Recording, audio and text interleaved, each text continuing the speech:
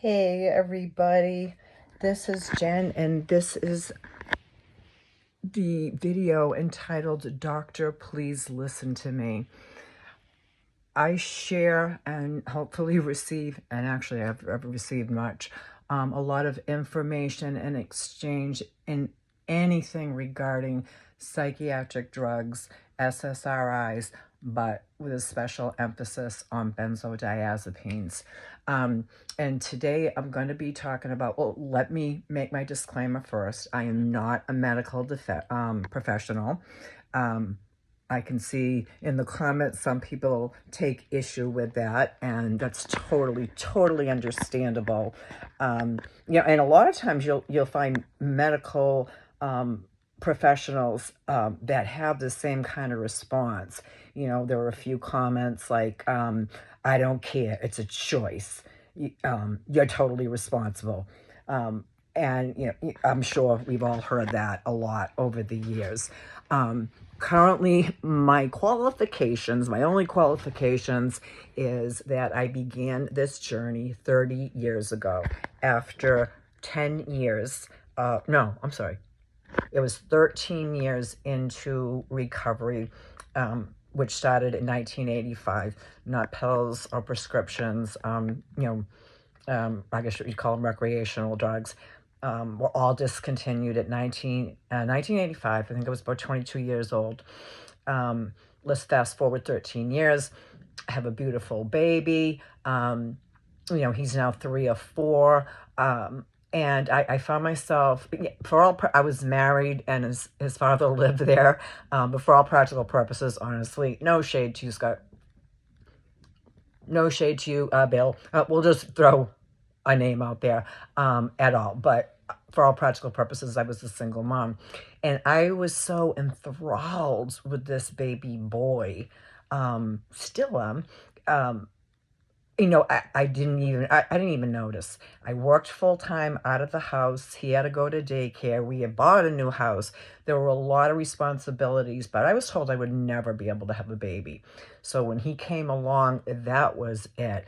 I wasn't even paying attention to whatever his dad was or wasn't doing, until my baby got to be about 4 years old, 3 or 4 years old. Somewhere around that time, I found myself, looking back now, I can tell you beyond a shadow of a doubt, it was a mild to moderate depression and a whole lot of stress.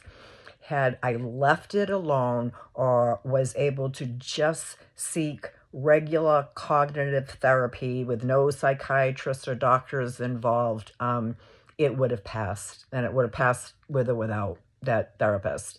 But in any event, I went to one and was to quickly find out after 13 years of abstinence that whole gamut of therapy had changed.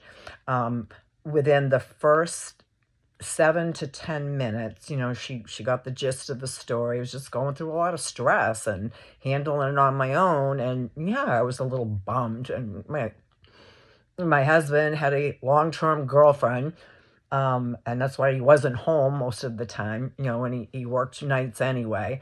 But very, very little help or involvement in every conceivable way. So after about 7 to 10 minutes, she said, "Okay, what we like to do here is just have everybody meet with the psychiatrist, that they're all working under these psychiatric conglomerates, I call them now." But this was a relatively smaller one. You might not need medication, but there's a lot of good new stuff out there now. So if you do, it will greatly enhance the therapeutic experience. Boom. So that's when the merry-go actually began, including 4 milligrams of benzodiazepine, Klonopin specifically, which I believe is like the longest acting one. And out of everything I took until I was 40 years old, sometime around 2003, sometime around there, when I stupidly, ignorantly, and unknowingly just flushed the 7 SSRIs and enhancers for the SSRIs and mood stabilizers. Because you see, for me, I was getting worse and worse and worse from the first prescription on. Everything they purported to treat, certainly never cure, although they would take credit for it for people if it worked for you. I lost my ability to absolutely everything. I could no longer work. I could barely keep up with the house. The only psychological and physical energy that I had to go into my then very young child. And then 6 years into this merry-go-round, this nightmare of wanting to self-exit, I got pregnant again at nearly 40. So it was just horrible. It took my life away from me. So I've learned a lot throughout the years about them. I have not taken an antidepressant or an SSRI in almost 30 years now. Over 30 years. I flushed them all one day, including the Klonopin. And out of everything that I took, it was definitely causing a deep, deep, major depression. But the benzodiazepine was the only thing I could actually feel was doing something. I hadn't yet built up a tolerance level. So I specifically remembered I was getting no benefit out of anything else, but something was happening with the benzodiazepine, that feeling, that release of the anxiety, all the stuff that lures you in. I remember the very first time, like, I just didn't understand why everybody in the whole world was not taking these. It was just the miracle thing for everything. And I began to get functional again off all the SSRIs, didn't have a tolerance built for the benzodiazepines. Of course, now we're 10 years into it. So I'm hooked, like not little hooked, not a little dependent. I am totally dependent because I'm actually brain injured at this point as a result of the drug, and trying to abruptly go off that, big no-no. You can actually die from benzodiazepine withdrawal. But that merry-go-round continued forever. In fact, as of 7 years ago, I was up to 5 milligrams. Hubby, text me later. I was up to 5 milligrams a day of clonazepam and started a deliberate taper. And I'm now down to 2. And I think in September, I'm going to go to 1 3/4. I like to do this like a quarter at a time. And this is just my taper. It's different for everybody. I've seen some excellent ideas, something about putting it in water. But anyway, I'm in a very stable place right now. I've had a lot of experience with doctors, and all doctors easily and openly prescribe these drugs. It could be your GP, if you're a woman, an OBGYN, gastroenterologist, endocrinologist, you name it. Practically anybody will prescribe, especially SSRIs. Benzodiazepines, thank God, are getting more difficult to obtain, especially like for Gen Z. So that's a wonderful thing. But getting back to how to speak to your doctor, and that's my qualifications, and I'll answer or respond to a few of the comments that I have. This is what worked for me, and let me make the clear distinction. I am talking about doctors who really how to find and spot and what questions to ask to determine if your doctor is, one, very sincere in your taper, and generally they will be. Generally benzodiazepine patients are considered nuisance patients, especially if you have any knowledge and you ask a lot of questions and you want to follow up. But what questions to ask to see what type of provider that you have. I'm not talking about, like, if you have a provider, I'm looking at him right now, Dr. Yosef at the Tapering Clinic. That's Yosef with a J on YouTube. Folks, he is like my new god of honest, board certified psychiatry with integrity, humility, caring, incredible intelligence. That would be the guideline. I'll tell you, if I ever went viral or I ever started making any kind of monetization on YouTube, TikTok, anywhere, a good chunk will go to patients so that they could have access to these doctors that are now no longer censored and they can tell the truth on YouTube and other platforms. That's part of the problem. We don't usually have access to really good psychiatrists that know the original science on these SSRIs especially are garbage. In another tape I had read from a medical paper, that they now know depression and anxiety is in no way linked to serotonin. Serotonin is made in your gut, not in your brain. It has nothing to do with a chemical imbalance.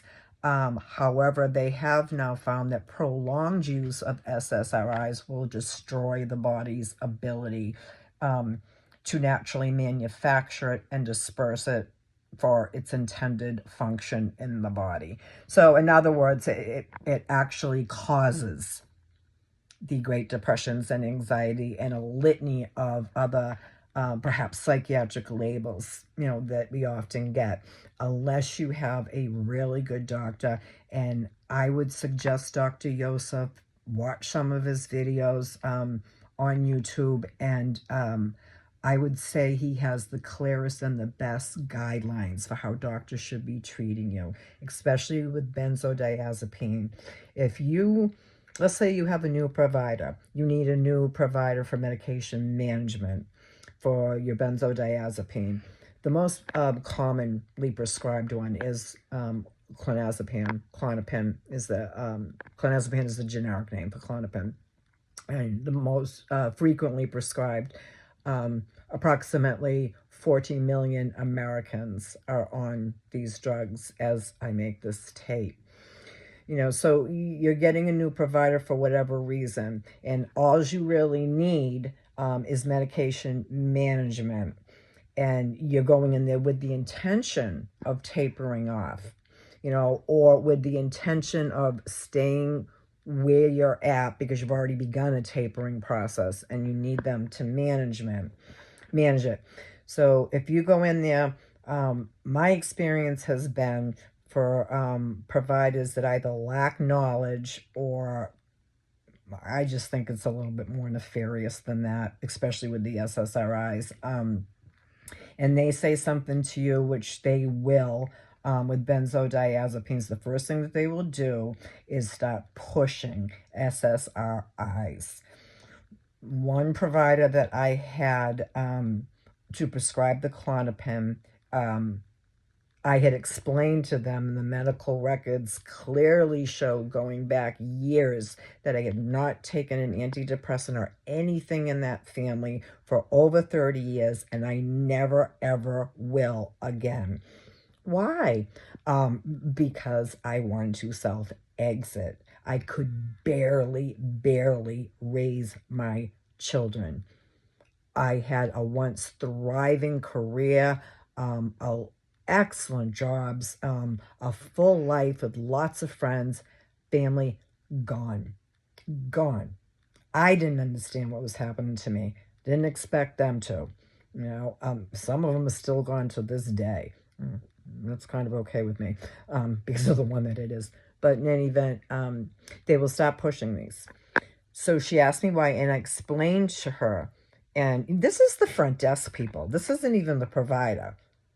but she had a task, I guess, to get people on this stuff, and she said, well, there's a new genetic testing that you can take to see why you may be having a hard time with certain antidepressants, and there's a lot of new ones on the market, and I believe the insurance covers it. And I said, well, why would I want to take this test? I had just had one done, a genetic test to see if I had a propensity for colon cancer. Both parents died of it. I said, regardless of what the test showed, I would never ever take an SSRI. Therefore, it was needless. They could not get around it. I was blatantly test shamed. And, as far as the provider was excellent. This is all, the hierarchy at the front desk, from the one who does the urines and makes the appointments. Yeah, so she shamed me and kind of labeled me treatment resistant due to refusal, and went down this. It's just a lot of bull. So if you're getting somebody like that, that's really pushing you, as far as to actually, take some genetic tests to see if another SSRI would be better for you. You're going to have to play the game if that's all you have. Or if they start talking about, you've been on them, let's say, over 10 years. And they immediately go into, well, we're going to taper you off over 8 weeks and throw in the SSRI. These are the providers now I would run from. But at the time, and a lot of us are in a position where we can't. We need these providers, whether it be for financial reasons. We need these providers in order to get our prescription. And I think overall, it's real hard to find one that can assist in a tapering program. Wait until you've established a long-term relationship with them. And the second thing you need to do, especially if you're using the benzodiazepine Klonopin, this is widely known now, and I would love to have some comments if anybody has more information about the fact that for whatever reason, they are not showing up on drug screens, on urinalysis. Every other benzo is, but the standard one that they take, whether it be the strips right there in their office or they're sending it out to a lab, which I actually called when the last one came back negative, as it had a few times in 22 and 23, 25 up until June was absolutely fine. And then I started hearing my son's fiance she's degreed in psychology. She works in case management, and this is in a different state, Massachusetts, and it's just known. It's known. For whatever the reason, she doesn't know. Klonopin often or always will not show up on a urine. All she knew is that she was just told to tell the patients, that they'll do a secondary test and that they're not worried about it. In my case, the first time it happened to me, the person at the front desk that was doing the test that confronted me about it, there's no Klonopin in your system. And I'm like, that's absolutely biologically impossible. 2 milligrams every single night for the past 4 years on this taper. It's never not in my system. And, then I just started hearing more and more. I heard from another friend whose general practitioner prescribes it to them. And she was told, that they don't even do urines anymore for them because it doesn't show up. Why would they do that? Why would they do that? But that's also something when finding a new provider that you want to be very clear about. They do know, and for some reason they don't want you to know that they know. Once in a while you may get a provider that's really transparent and honest, and fully discloses all the information about your psychiatric drugs. But that's the whole problem, and that's why we're suffering. They lie. It's as simple as that. That's not a personal opinion. That is the experience of many. Um, so you want to ask them, you come back negative on a drug that they're prescribing to you every month. And I understand there are people that abuse it. They might just be getting it to sell it or something like that. But let's say you're established with this provider and they know better. Or, I mean, people like us, people that are legitimately taking them on a tapering program, trying to get off. Um, you might want to ask them why, or first make sure they fully realize that these urines are coming back negative. The first time it happened, I guess, without even telling me, they had sent it out for a secondary, more sensitive test. So maybe she didn't know or just wanted to be extra sure. And, it showed right up. It'll also show right up via a blood test or a saliva test. But for whatever reason, and I am going to find out and share that with y'all, it's not coming up on the standard urinalysis that they do for patients that are being prescribed benzodiazepine. So I would be real clear about that. If they consider you a nuisance patient or they're trying to taper you too quick, my concern is that they'll use that against you. Matter of fact, that just recently happened not too long ago, but it was a blessing in disguise. It just sent me to a much more knowledgeable provider. So like I said, they know, they don't want you to know, but make sure that you tell them you're aware. And if they act dumb, just no, whoever you know that this has happened to, if you've had that secondary test before that, or ask them to test it, and if it comes back negative, to please do a blood or saliva. You want to ensure that that is in your system. My only guess is, and I just wouldn't put it past them, if they want to taper you down too quick, or even cut you off, which legally I just found out that they can't do. There is some recourse, even if you don't wind up in the ER. If they want to do that, I'm thinking they can use these negative urines in order to force you into something. Guys, let me be real clear. Let me interrupt just to be clear. I am talking about providers who are either truly ignorant and do not know or care about the safety and the truth about benzodiazepines and SSRIs, but benzodiazepine, those are the groups and the people that I'm talking to, because I think we struggle the most coming off that particular classification of drugs. And not to say SSRIs aren't a horror show either, and can also cause that bind. Well, no, bind is benzodiazepine induced, but certainly troubles can happen. So clarify all that. Clarify all the information about the urines. Should you ever come back negative and they say, hey, I'm not worried about it, no. Advocate for yourself.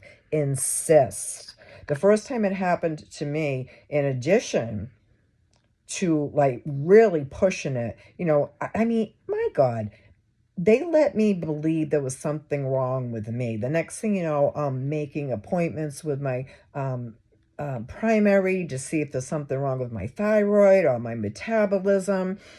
But that same day, it came back negative. I didn't like the front desk, and I didn't believe him, actually. And the provider was so unconcerned about it. I didn't know they'd sent off at the secondary. She didn't tell me, and they tried to pop a bill on me afterwards, which, they know I wouldn't have been responsible to pay for. But anyway, I went and got my own independent test. I literally just went to a walk-in clinic and told the doctor that I'm on these. I have been on 2 milligrams for the past 3 or 4 years every single night. It's always in my system and it needs to show up. So I asked him to take one. Sure as hell, it was negative. And I asked him what on earth could possibly cause that. And he just didn't know. He mentioned things like thyroid metabolism, etc. So that's an issue. And make sure, insist on having a positive screen every single month. If it comes back negative on that first urine, insist on having the secondary test. Insist on proving to them and making them prove to you that they know that it's in your system. That would be number one. And then there's a lot of things you really have to feel, because they're on the lookout. We are mislabeled often as, drug seekers or addicts, and not so much anymore because, since the internet age, and you have doctors like Dr. Yosef, I'm looking at him now, I just love him to pieces, and other doctors speaking out and telling the truth about it. They're a little bit more, hesitant to mistreat it or to not disclose full information about it. But, like I said, get those two things done. Make sure you're clear that you do not want SSRIs, and do not be shamed. Do not be shamed by them. And this is like if you haven't taken them and you really don't want them. I got rid of them 30 years ago. It's been over 30 years since I've had one. It's just been strictly the benzodiazepine. So in advocating, this is what I've learned. Again, I want to go back to, these are providers that, right off the bat, if they're talking about some 8-week taper and you've been on them for years and years, they're not the right ones. There may be a way to explain that to them.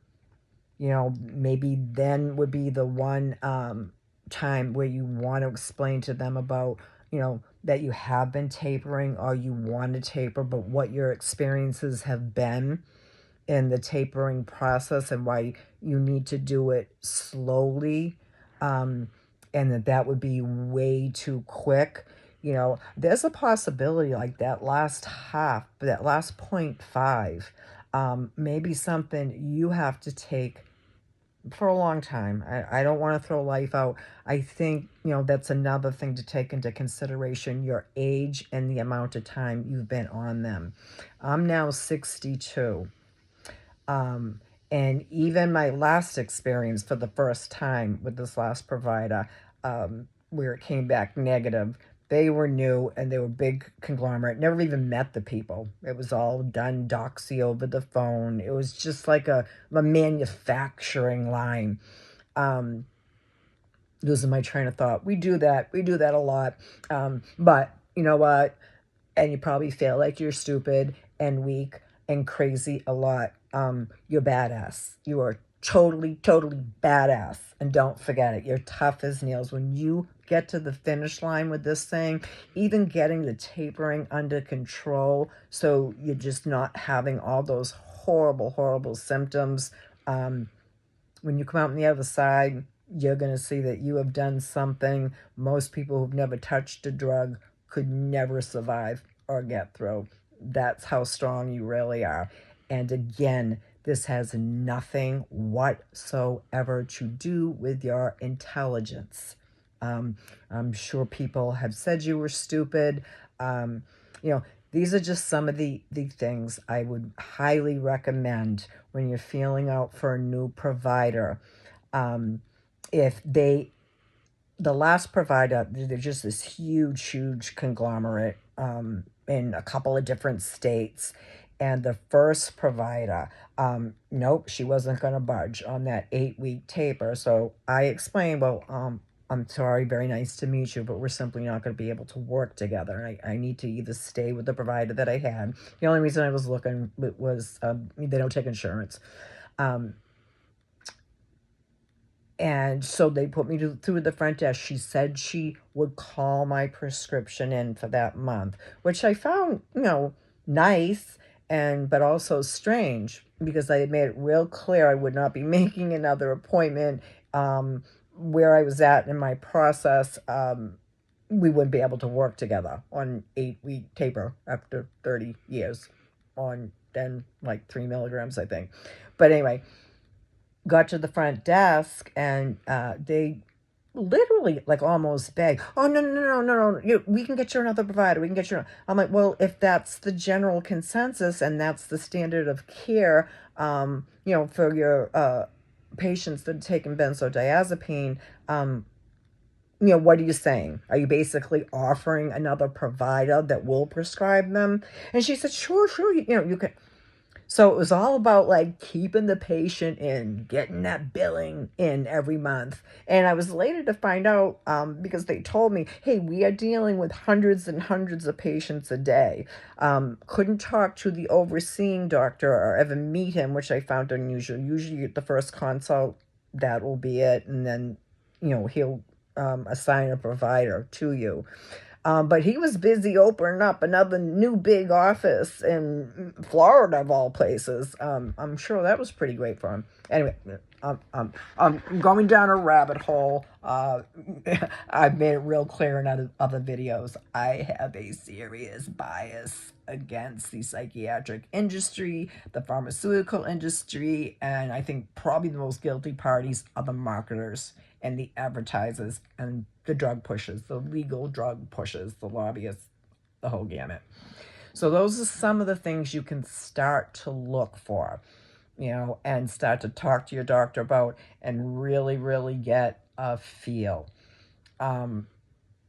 Oh, and by the way, I did make an appointment with a new provider. I did make sure I told the one I couldn't work with, do I have to call in and remind you because the refill date was like 2 weeks away? No, you're fine, you're fine. She didn't do it. And this was at around Christmas time, and everybody was going on vacation. Long story short, if I had not taken myself to the emergency room to prevent a withdrawal until they were reopened after the first of the year, that's what I did. You should never have to do that. If you're under care from a specialist and you wind up for any reason due to withdrawal or because they failed to call your prescription in, and you're now placed in a position where you have to go to the ER either to be monitored during the withdrawal process or to be helped during that process or to simply get your prescription filled. I remember I felt it was just so humiliating. I went in and talked to the triage nurses, and I could see a lot of sick people, maybe broken bones or worse, I don't know, and kids and people waiting out in the emergency room. And it was just so degrading and so unfair to them to have to take up the doctor's time, which I didn't even ultimately need to see the doctor. I brought my bottle in with me, showed them the date, explained to them what happened. And plus, I think they can cross-reference, all prior treatment or whatever. But anyway, they were gracious enough to give me enough to get me through till the office was back open again, when I literally lost my shit on them. And I told them, like, I want nothing to do with them. That's when they pushed a different provider. They were stumbling over themselves with apology. They were rightfully very, very nervous, couldn't explain what happened, brushed right through it, wouldn't answer any questions. At that point, I didn't care. Can you provide this for me? That was the bottom line. And having insurance help. It was very expensive, the one that wasn't insured. So, that went along very smoothly for 4 months. And I've already talked about, the fiasco that wound up happening that is leading into litigation. But those are the things, among others, that you can get a feel for your provider if you're stuck in a position where you really, really know that your provider is very, very reluctant to take you off SSRIs, or wants to change them, or is encouraging you to change something else. And I'm talking to the people that are having serious, serious negative effects. Dr. Yosef generously claims there's about 5% of us, maybe, and it could be like even for off-label reasons, out of the 40 million Americans that are taking them, that may have some benefit. And I'm not speaking to people who are already on them and saying, get right off them. I had an experience recently with a friend on Effexor, and she's been on it for years and years, doesn't want to come off it, isn't interested in tapering. That's her right. That's her business. No names mentioned, but she went away on vacation and simply forgot them. And it was a period of 3 days, and she just forgot to take them. And some really bad things happened. And when she remembered and she took them, she returned to stable, like, immediately. So there's a lot of nuance because there's so many different situations, and people are at so many different points. But I did want to briefly address, I don't do anything briefly on here, do I, guys? I'm sorry, I'm working on that. But in response to a video I had a couple of comments and replies. One girl, Alexis1 on TikTok, stated, I took this, meaning benzodiazepine, for 8 years and in the same dose 2 times a day, then went cold turkey from it. Oh, scary. I did not experience any issues other than having to learn to deal with anxiety different. She goes on to say that she was sorry that this has happened to other people, and said that she was very, very scared because she had read of the dangers of benzodiazepine withdrawal. Once in a while, for whatever reason, people just don't struggle as bad, or if at all. It's rare. It's rare. It's the exception to the general rule, but I'm just so glad that she did not have any problems with this. And I told her so. I told her she was lucky, and she responded, yes, it's for temporary use. Let me see what else. Somebody else said they were taking 4.1 milligrams of Ativan out the door. 15 years, went cold turkey, and they are ruined. Nobody helps me. Yeah, this stuff could make me cry. It could make me cry. And somebody asked her, how long ago was that? You're not ruined, but healing does take a long time. And, what I would say to her, if I was able to talk to her one-on-one, so many messages coming in, and it's getting harder, to respond to each one, hence the videos. 15 years went cold turkey, ruined. First of all, cold turkey is actually like illegal. I won't get into all that again, but I would say you need to get medical help. You were improperly, abruptly, it sounds like, removed from a benzodiazepine. In some cases, that can be life-threatening. The brain injury that happens as a result of that kind of brutal cutoff is real, and you need to be treated. It may require going back on a small dose and see how you do, see if it gets better, and then do a proper tapering. That's what I would say to somebody in that situation. Somebody else says, I am on an SSRI because I was taking off 3 milligrams of Klonopin 6 years ago, still trying to figure out how to get out of bed. Dear Lord. Yeah, That's the old bait and switch thing. Take away the benzodiazepine and stuff you up with SSRIs that actually, oh my God, that is the worst possible case scenario. It's bad enough if they, they rightfully leave you on your benzodiazepine and you figure out a tapering program for that. But then, they insist that you take an SSRI. Little side note, I had a doctor that actually outright said, when I said I respectfully decline any SSRIs, oh, there's a lot of new one. I have one that's not even an SSRI. It's not in that family. And you have every right to refuse that. You're an American. And then he says, verbatim, but I also have every right not to prescribe Klonopin. Unbelievable. So fine. I knew I wasn't going to take them. Let him fill it. The lie. It was Seroquel. It most certainly is an SSRI and one of the more dangerous ones in my opinion.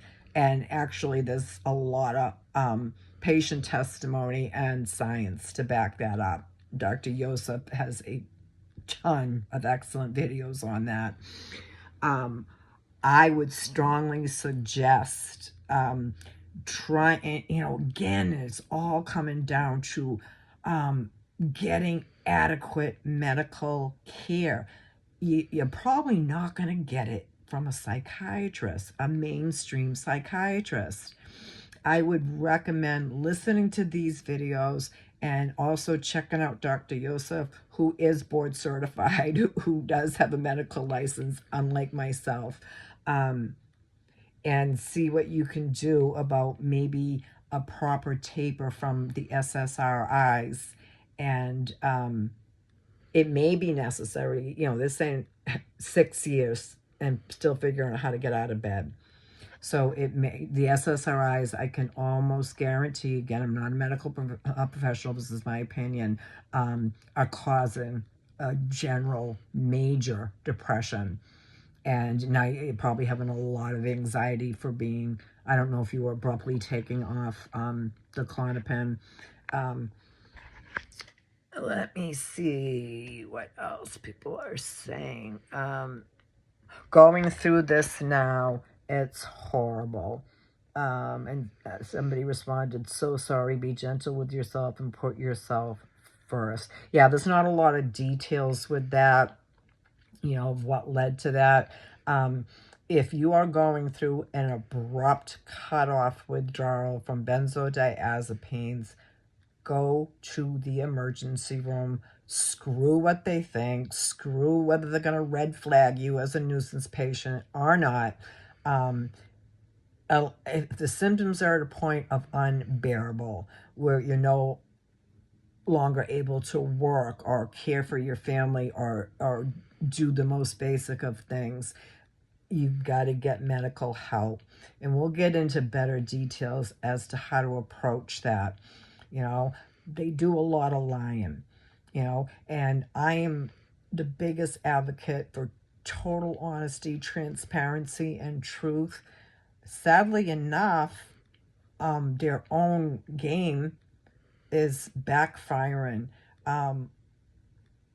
Yeah, I guess I'm going to say this. Sometimes we might have to, I hate to say the word lie, but we might have to present ourselves in a manner and ask the right questions and say the right things.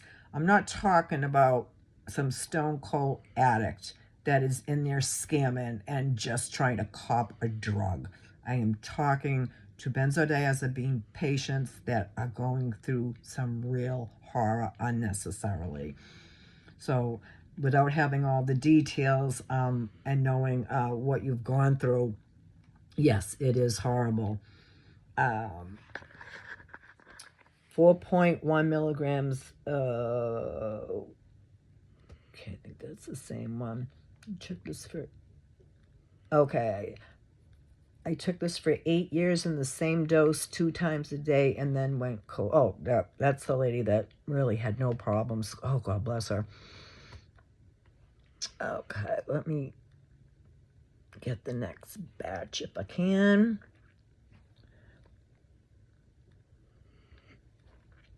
We'll do a couple of more.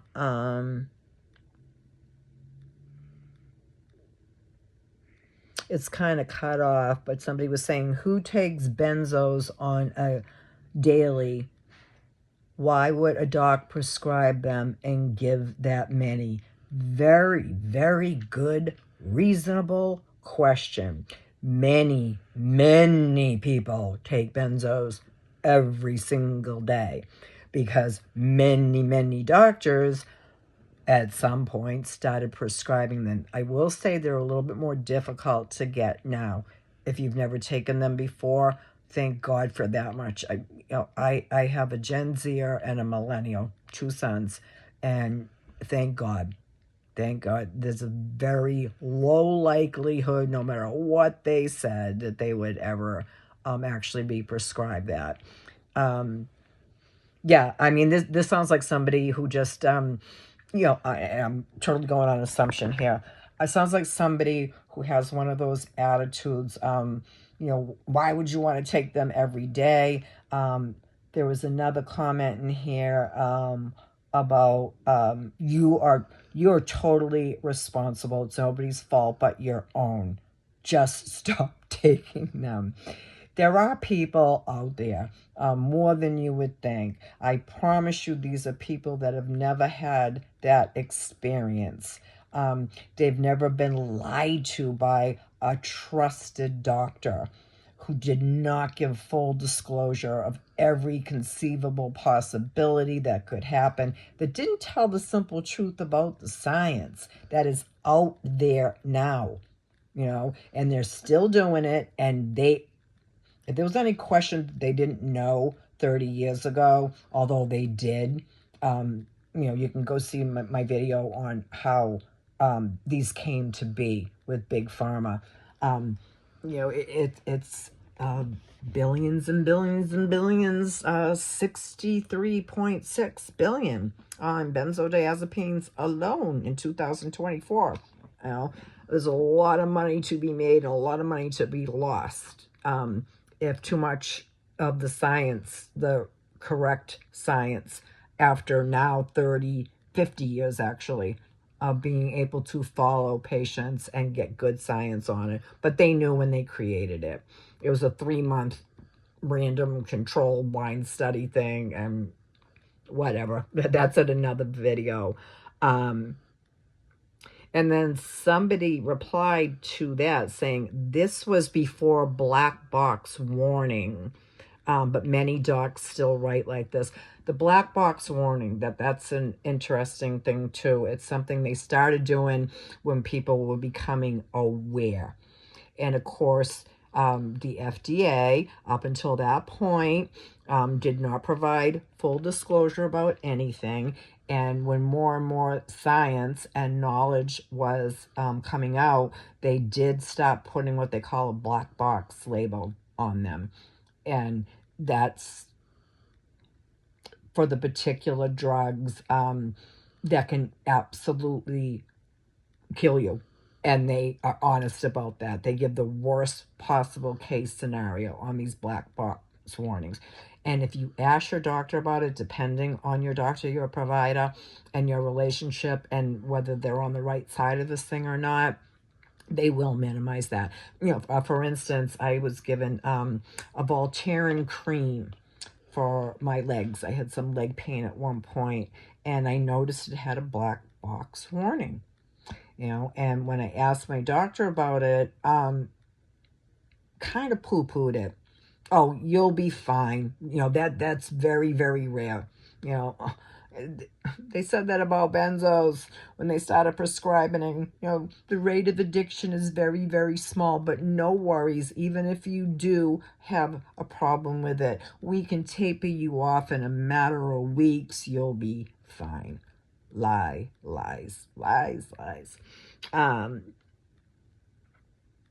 And then somebody was asking them, how can a doctor write a black box warning? Because it's a medication. and they can prescribe whatever they want. You know, it's kind of a good thing it went so far that the FDA had to provide those black box, but the black box warning are not on benzodiazepines. They're not on a lot of SSRIs, and they should be. I just stopped after 2 years, no issues, crazy. Xanax. I'm back on it, but for sleep, no issues, just stopping. So that kind of sounds like there were issues. Stopped after 2 years, no issues, crazy. Xanax, back on it for sleep. No issues, just stopping. So I can't make a whole lot of sense out of that, but yeah, it sounds like, you know, there were issues, and maybe you couldn't sleep, which insomnia and very strange, bizarre dreams are a common sign of withdrawal. Dr. Jordan Peterson, if you're familiar with him, on Joe Rogan, talked about going 25 days with no sleep. And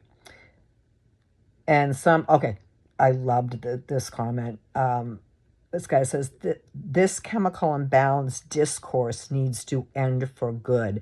It's terrifying how many people with anxiety believe they were somehow born inept and they're just having a human experience.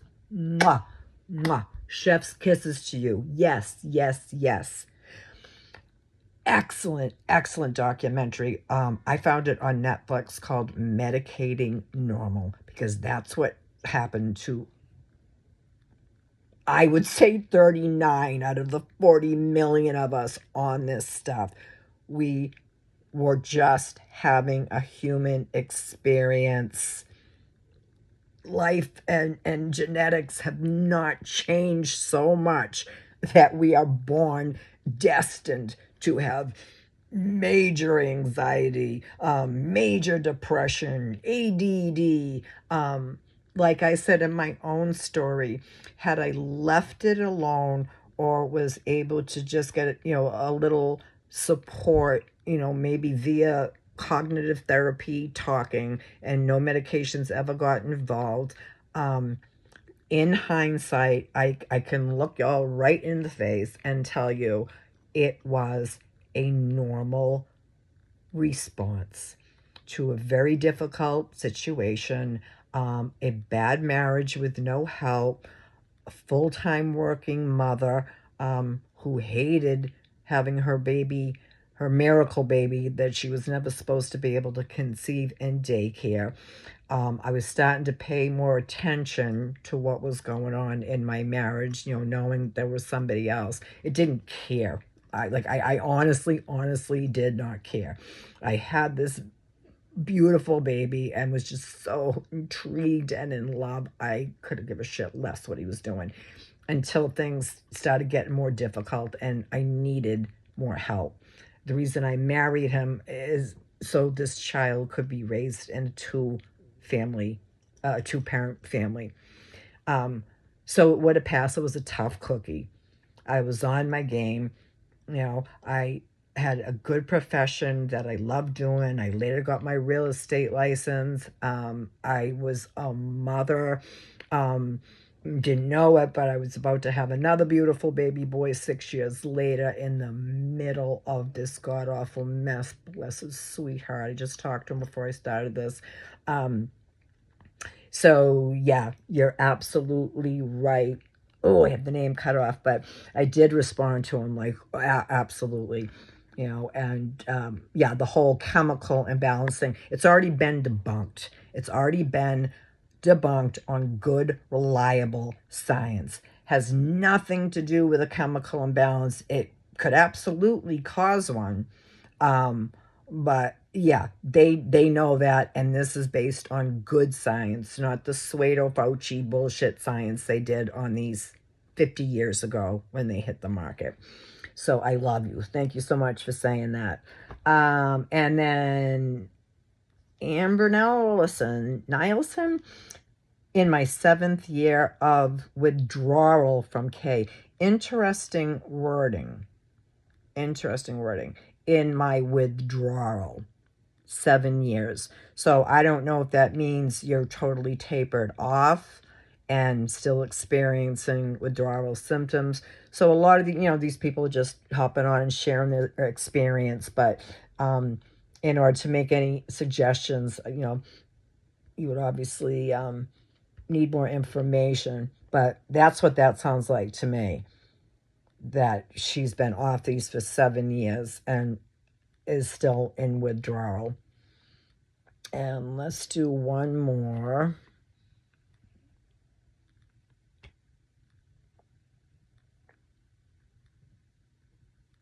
Whatever was says above it, somebody is saying 2 milligrams is a high dose.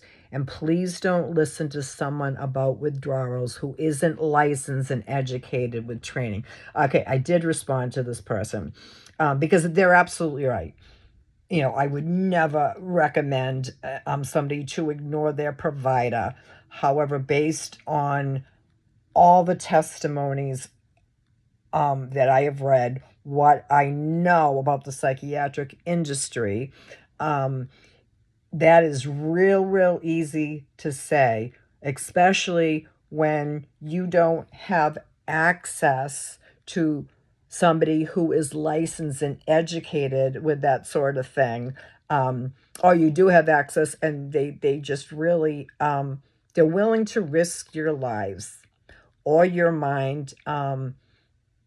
The best thing you can do is self-advocate. I'm not a medical professional, and I feel I have something to offer, and not just based on my feelings or my opinions about it. I've done a lot of research. I've had a lot of experience. I've talked to a lot of doctors, and I try to stay away from psychiatrists for this tapering process as much as I can. If you can get anybody but a psychiatrist, unless you can get one like Dr. Yosef and others that are now popping up on YouTube. It's real easy to make that assumption, and I do, in general, absolutely agree with it. But it's easier said than done. You can get a professional, and I'll tell you, some of these benzodiazepine tapering and recovery groups, one being BIND, brain benzodiazepine-induced neurological disorder. The advice and the experiences that are shared in some of these groups, I would take over a licensed professional, and so would we. This is, by the way, guys, this is Reese Boy. This is my 17-year-old Dotson, who's blind as a bat and, has the worst breath. Still love you, though. We support each other. And what I try to do is report good science with stated sources and receipts that I have discovered along the way. Certain experiences that I've had with particular doctors, and where I know, based on the science that's now out, is absolutely incorrect. And they are putting their patients, both possibly physical life, and mental health at high risk. And you've always got to consider the age, like somebody my age. There is... it's required, but there's a different form of treatment. The tapering has to be a lot slower, and there may be a possibility of having to stay on a very, very small dose for the rest of my life. If I were to be improperly tapered or they were cut off, I could have, if it didn't kill me, a psychological break that I would not be able to come back from. Dr. Jordan Peterson went through that. When he went off them, I don't know how long he was on them, he absolutely came apart, was not able to function. This guy is a genius. He's famous. He's written incredible best-selling books, academic, college professor, psychologist. And you could see, like, his more rants. He wasn't clearly not himself. They returned him to the drug. They tried low doses. They tried high doses. It was just getting worse. Now, he had access to, he has money, and he had access to some treatment. All I know is that he went to some place called Serbia. I want to say Segovia. I know that's in Spain, and that's not the place. But anyway, whatever they did to him to cure him, apparently, required putting him under. I don't know any more about that. But we don't have access to that kind of care or treatment. I don't even know anything about it. But Dr. Joseph, again, has an excellent video specifically on Jordan Peterson. Yeah, and there's a very few people I can see that probably has never taken them, or taken them and had no troubles. God bless them. It's possible. It's happened. I remember back in the early days, for whatever reason, deciding not to take them. And I think, like, my longest stretch after just abruptly stopping Ativan, I had like a good 4 months with absolutely no symptoms. I was fine. Absolutely fine. I had a very new life experience. I was newly married. I had stepchildren. My youngest son was still young, and I had a lot of good distractions at that point. In that first year, I was really, really happy. Tried it again at another time, and tried before that. And, I wound up at one point years ago when my oldest was 4 or 5. I think he was about 5 by then. Signing myself in to a psychiatric hospital. It was just that bad, and I knew I needed the help. So you will hear from a lot of people who are feel very, very strongly that this is a choice. I've had addicts that are addicted to other things like fentanyl that will tell you the same thing. Kind of is a choice. The jury is not in on it overall and with other drugs, but I'll tell you what, the jury is definitely in when it comes to benzodiazepine. If you've taken it for any length of time and were able to just stop or taper off in a relatively short amount of time, you are the exception to the rule, and God bless you. I am so, so happy for you. I really, really am. For the rest of us, our situations are a little bit different. So for right now, I have committed myself to doing either a live or a video every single day. Please, please like and share. Get the word out there that people are not alone. When I ever saw how many people are suffering and going through this, and just like how one little comment just tripped up such a dialogue, and people were saying, wow, you're like me. I'm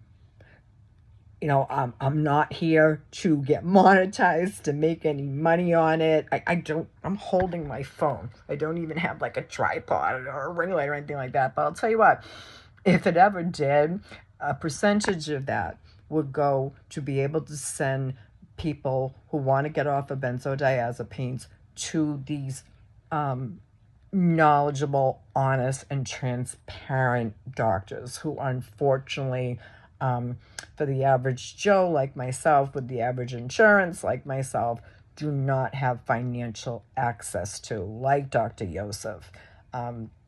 He has a tapering clinic, not in my state of Georgia, but I will link him down below. Please see his videos. I'm going to check in with you tomorrow. I'm going to check in with you every day. I am down. I want to hear from you with your ideas, your tapering process, your comments. Keep it respectful, keep it clean, but whatever you do, please, let's get this algorithm going so we can get the word out. Until then, I will see you guys tomorrow. Reese, let's say goodbye to the beautiful people. You say bye-bye? Oh, I just said that word and I shouldn't have, because now he's going to think he's going in the car and he's not. Okay, bye, y'all. Have a good day.